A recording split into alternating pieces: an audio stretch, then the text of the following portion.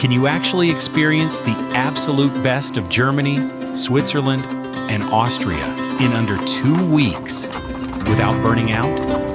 This is the ultimate 11-day Central Europe itinerary. From fairytale castles built by an eccentric mad king to Alpine villages where yodeling is a way of life.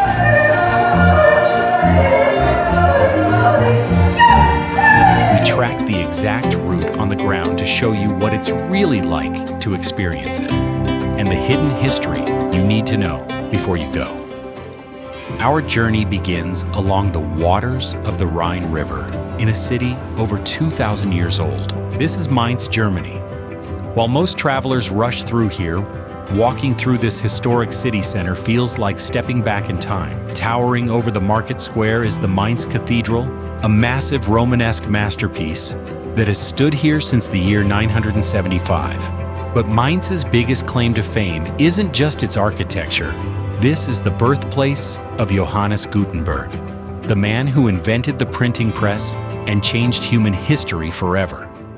From Mainz, we boarded a river cruise to drift down the most legendary stretch of the Rhine. This isn't just a scenic boat ride.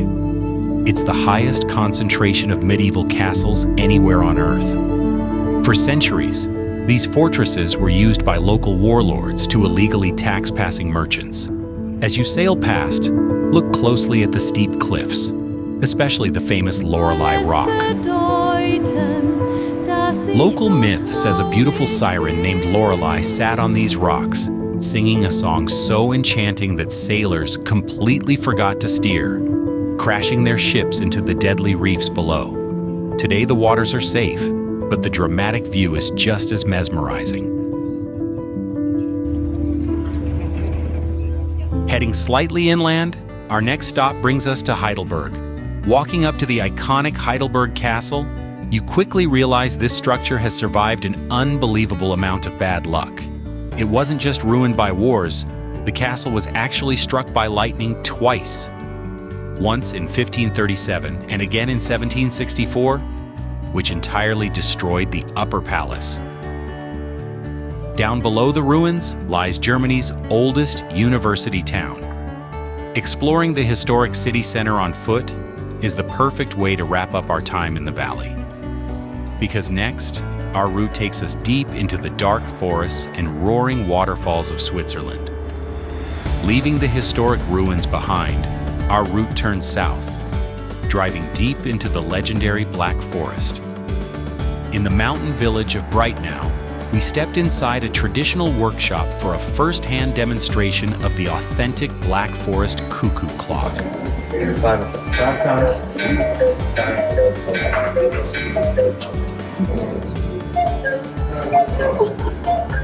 And also some very small ones, which we call baby cuckoo.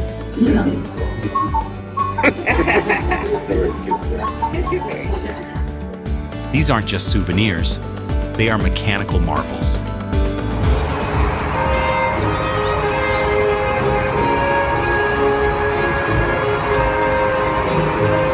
Crossing the border into Switzerland, the quiet of the forest is instantly replaced by a thunderous roar. This is Rhine Falls, the most powerful waterfall in all of Europe. Over 15,000 years old, these falls stretch 450 feet wide, sending a staggering 150,000 gallons of water crashing over the rocks every single second. From the falls, we push onward to our base for the next few days, the breathtaking lakeside city of Lucerne. Walking across the iconic Chapel Bridge, a covered wooden footbridge dating back to 1333, you can instantly feel the Alpine charm. But Lucerne has a somber side hidden just a few streets away, carved directly into a sheer cliff face. This is the Lion Monument. Mark Twain famously called it the most mournful and moving piece of stone in the world. It was carved to honor the Swiss guards who were massacred during the French Revolution while defending the Tuileries Palace. The pain in the lion's face is incredibly haunting when you see it up close. The next adventure was supposed to take us high above Lake Lucerne to the peak of Mount Pilatus. We boarded the historic cogwheel railway, the steepest in the entire world, climbing up an unbelievable 48% grade. But the mountains had their own plans. By the time we reached the top, we were completely fogged in, a total whiteout. Sometimes travel gives you a postcard view, and sometimes it gives you an authentic Alpine mystery, even without the panoramic view. Descending through the clouds via the bubble car cableway and panoramic gondolas made for an unforgettable, atmospheric journey.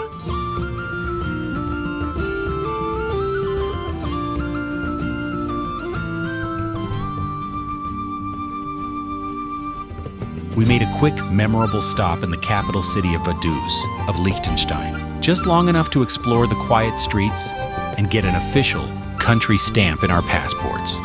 Next, our route crosses back into Germany, heading deep into the jagged peaks of Bavaria to visit the most famous castle on earth. This is Neuschwanstein. Nestled perfectly against the towering Alps, this fairy tale fortress looks medieval. But it was actually built in the late 1800s by King Ludwig II, often called Mad King Ludwig. Ludwig was an eccentric dreamer who hated politics and preferred to live in a fantasy world of opera and mythology. Neuschwanstein wasn't built for defense, and it wasn't funded by public taxes. Ludwig paid for it entirely out of his own private fortune as a personal theatrical playground. Tragically, he only slept in the castle for 11 nights before he was mysteriously declared insane and died under highly suspicious circumstances. Today, its dramatic towers are famous for inspiring Walt Disney's Sleeping Beauty castle. From the grounds, you can look down into the valley to see Hohenschwangau, the hunter's castle where Ludwig spent his childhood dreaming up these massive structures. From Bavaria, we cross into Austria, arriving in the mountain-ringed city of Innsbruck. Walking through the vibrant city center, your eyes are immediately drawn to the Golden Roof. Built in 1500 for Emperor Maximilian I, it is adorned with over 2,600 fire-gilded copper tiles, designed as a royal box for the emperor to sit and watch tournaments in the square below.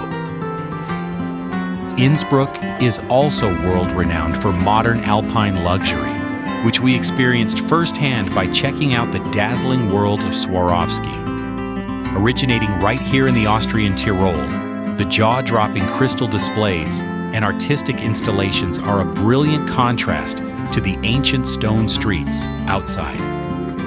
For a true taste of the Austrian countryside, we took a side trip up to the Alpine village of Seefeld, enjoying a traditional horse-drawn carriage ride through the pristine scenery. And you can't visit the Austrian Tyrol without experiencing its music. We wrapped up the night at a traditional Tyrolean show, where the energy was electric with fast-paced folk dancing, cowbell playing, and authentic Alpine yodeling.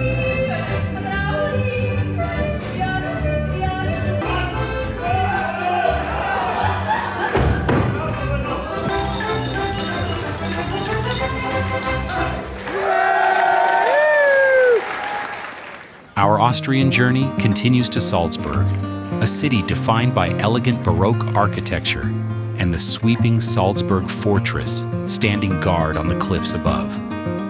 Salzburg is a paradise for music lovers.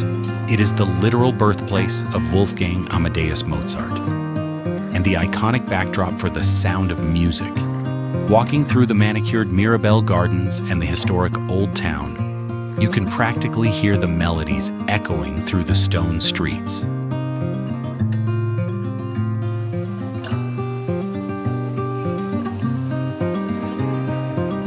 For our final stretch, we return to Germany to explore the capital of Bavaria, Munich, Standing in the central square of Marienplatz, we watched the famous new town hall Glockenspiel come to life. With 32 life-sized figures and 43 bells, it reenacts historic Bavarian stories from the 16th century. Munich is a city where deep history perfectly meets modern innovation, which we experienced firsthand touring the sleek, futuristic world of the BMW headquarters. But before our 11 days came to an end, we had one final stop to make, back into the Bavarian wilderness to see King Ludwig's most intimate masterpiece, Linderhof Palace. Unlike the massive Neuschwanstein, Linderhof was completely finished during Ludwig's lifetime. It is much smaller, but packed with unbelievable French Rococo luxury and surrounded by perfectly manicured gardens. It was the ultimate private escape for the reclusive king.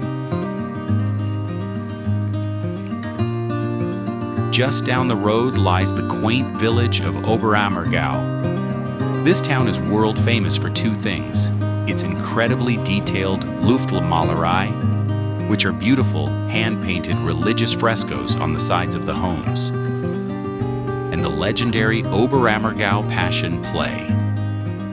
Since the year 1634, the villagers have performed this massive theatrical production once every 10 years, fulfilling a vow made to God for sparing the town from the bubonic plague.